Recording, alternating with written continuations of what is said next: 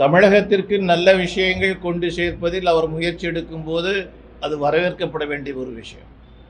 ஆனால் ஒன்றை அவர்கள் புரிந்து கொள்ள வேண்டும், நமது பிரதமர் மரியாதைக்குரிய நரேந்திர மோடிஜி அவர்கள் தமிழகத்தை இந்த நாட்டினுடைய முதல்நிலை மாநிலமாக மாற்ற வேண்டும் என்று தமிழக முதல்வரை விட அதிகப்படியான அக்கறை கொண்டவராக இருக்கின்றார்.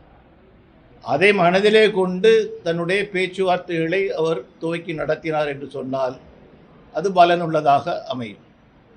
ஏடிஎம்கே தரப்புடைய 2 ஸ்பிரிட்டா வந்து நம்ம இப்போதைக்கு இருக்காங்க. பெட்ரோல் வந்து சொல்றாங்க, அதை நம்ம எப்படி பார்க்கணும்? ஏன்னா வருங்காலத்தில் 2023 2 வருஷம் தான் இருக்கு பார்லிமெண்ட் இருக்குது.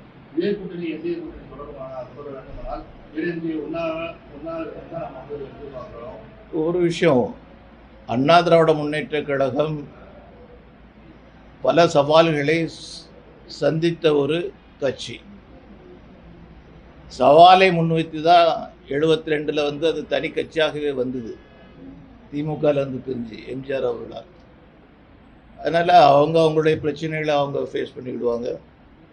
அதில் நம்முடைய கைடன்ஸ் ஒன்றும் தேவைப்படாதுன்னு நான் முழுமையாக நம்புகிறேன்.